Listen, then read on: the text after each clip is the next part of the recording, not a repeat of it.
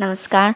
ये महाभारत कथा पूरी तरह से वेद व्यास महाभारत के ऊपर आधारित है। यदि आप इसका निरंतर श्रवण करते रहना चाहते हैं तो इस चैनल को सब्सक्राइब जरूर कर लें और आगे आने वाले सभी पॉडकास्ट के नोटिफिकेशन के लिए बेल आइकन को भी जरूर से प्रेस कर दें। अब हम सुनेंगे व्यास जी का सुखदेव के पूछने पर उन्हें काल का स्वरूप तथा सृष्टि की उत्पत्ति बतलाना।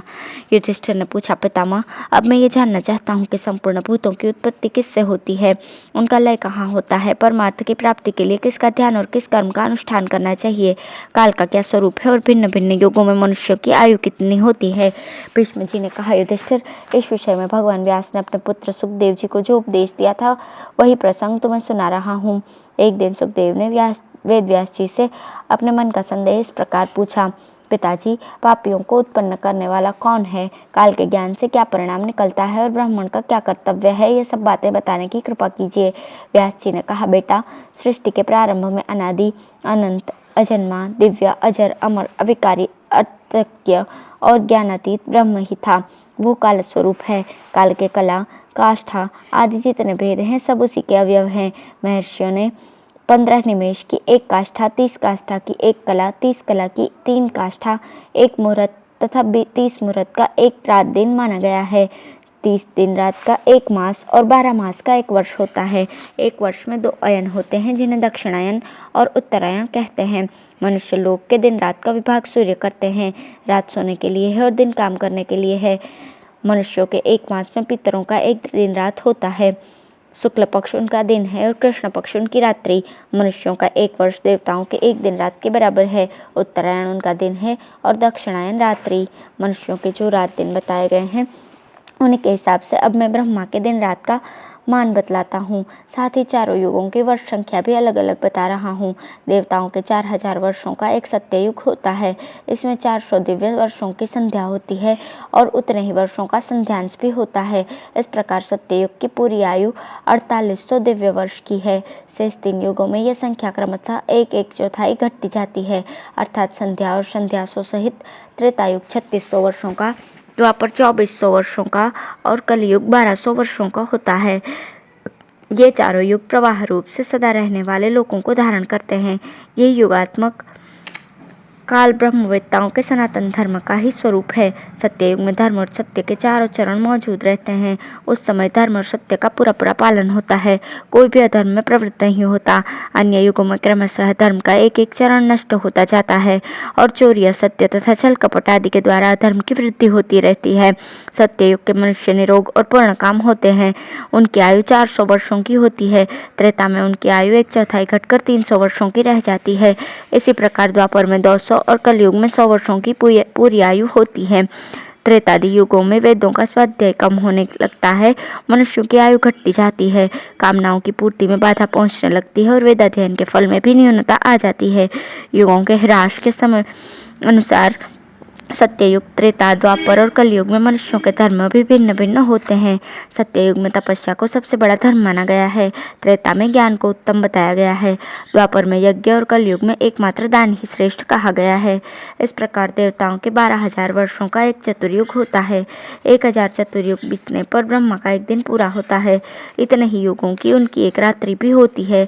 भगवान ब्रह्मा अपने दिन के आरंभ में संसार की सृष्टि करते हैं और रात में जब प्रलय का समय होता है तो सबको अपने में लीन करके योग निद्रा का आश्रय लेकर सो जाते हैं।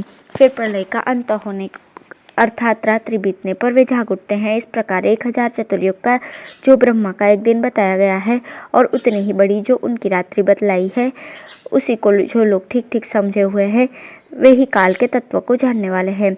रात्रि समाप्त होने पर जागृत हुए ब्रह्मा जी पहले महत्व तत्व को उत्पन्न करते हैं। फिर उससे स्थूल जागृत को धारण करने वाले मन की उत्पत्ति होती है। बेटा, तेजोमय ब्रह्म ही सबका बीज है। उसी से ये संपूर्ण जगत उत्पन्न हुआ है। उस एक ही भूत से स्थावर और जंगम दोनों की उत्पत्ति होती है। ऊपर बताए हैं कि ब्रह्मा जी अपने दिन के प्रारंभ में जागकर सृष्टि की रचना आरंभ करते हैं। सबसे पहले माया से महत्त्व को प्रकट करता है, फिर स्थूल सृष्टि का आधारभूत मन उत्पन्न होता है। फिर सृष्टि की इच्छा से प्रेरित होने पर मन नाना प्रकार के आकार धारण करता है। उससे शब्द गुण वाले आकाश की उत्पत्ति होती है। तत्पश्चात जब आकाश में विकार होता है तो उससे अत्यंत पवित्र और बलवान वायु तत्व का आविर्भाव होता है। उसका गुण स्पर्श माना गया है। वायु के विकृत होने पर उससे ज्योतिर्मय अग्नि तत्व प्रकट होता है। उसका गुण है रूप। फिर तेज में विकार आने पर उससे रसमय जल तत्व की उत्पत्ति होती है और जल से पृथ्वी तथा उसके गुण गंध का प्रादुर्भाव होता है। पीछे प्रकट हुए वायु आदि भूत अपने पूर्ववर्ती भूतों के भी गुण धारण करते हैं। पंच महाभूत, 10 इंद्रियां और मन, इन 16 तत्वों से शरीर का निर्माण हुआ है। इन सब का आश्रय होने के कारण देह को शरीर कहते हैं। शरीर के उत्पन्न होने पर उसमें जीव के भोगावशिष्ट कर्मों के साथ सूक्ष्म महाभूत प्रवेश करते हैं। समस्त प्रजा के आदिकर्ता होने के कारण ब्रह्मा जी को प्रजापति कहते हैं। वे ही चराचर प्राणियों की सृष्टि करते हैं। देवता, ऋषि, पीतर, मनुष्य, नाना प्रकार के लोक, नदी, समुद्र, देशा, पर्वत, वनस्पति, किन्नर, राक्षस, पशु, पक्षी, मृग तथा सर्पों को भी वे ही उत्पन्न करते हैं। नित्य और अनित्य पदार्थों की सृष्टि भी उन्होंने ही की है। सृष्टि के प्रारंभ में जिन प्राणियों को द्वारा जैसे कर्म किए गए होते हैं, दूसरी बार जन्म लेने पर भी वे उन पूर्वकृत कर्मों की वासना से प्रभावित होने के कारण वैसे ही कर्म करने लगते हैं।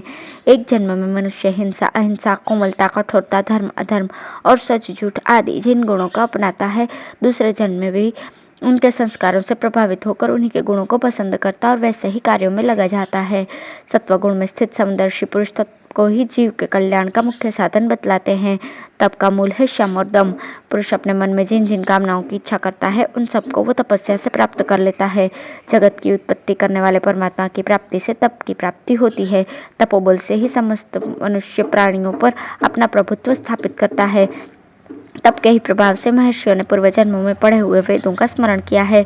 तपशक्ति से संपन्न होकर ही ब्रह्मा जी ने आदि अंत से रहित वेद विद्या का ज्ञान प्राप्त किया और उसे पर्वतीय ऋषियों में फैलाया।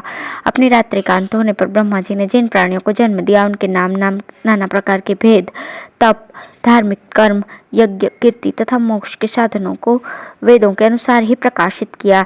ऋषियों के नाम, देवताओं की उत्पत्ति, प्राणियों के अनेकों रूप और उनके कर्म आदि का विधान भी वेद वाक्यों के अनुसार ही हुआ है। ब्रह्म के 2 स्वरूप हैं, एक शब्द ब्रह्म और दूसरा पर ब्रह्म। इन दोनों का ज्ञान होना आवश्यक है। जिसे शब्द ब्रह्म का पूर्ण ज्ञान हो जाता है, वो सुगमता से पर ब्रह्म का साक्षात्कार कर लेता है। सत्ययुग के लोग ऋग्वेद, यजुर्वेद और सामवेद में बतलाए हुए सकाम यज्ञों को आत्मा से पृथक देखकर ध्यान योग रूप तप का अनुष्ठान करते हैं। उसके बाद त्रेता में जो महाशक्तिशाली पुरुष उत्पन्न हुए, उन्होंने संपूर्ण चराचर जगत को नियम के अंदर रखा। उस समय वेदाध्ययन, यज्ञानुष्ठान और वर्णाश्रम धर्म के पालन की सुंदर व्यवस्था थी, परंतु द्वापर युग में आयु की न्यूनता के कारण लोगों में उपर्युक्त बातों की कमी होने लगी। कलयुग आने पर तो वेदों का कहीं दर्शन होता है और कहीं नहीं होता। उस समय अधर्म से पीड़ित होकर यज्ञ और वेद लुप्त हो जाते हैं। पुत्र, इस प्रकार तुम्हारे प्रश्न के अनुसार मैंने सृष्टि, काल, कर्म, वेद और कर्मफल आदि के विषय में कुछ बातें बताई हैं। धन्यवाद।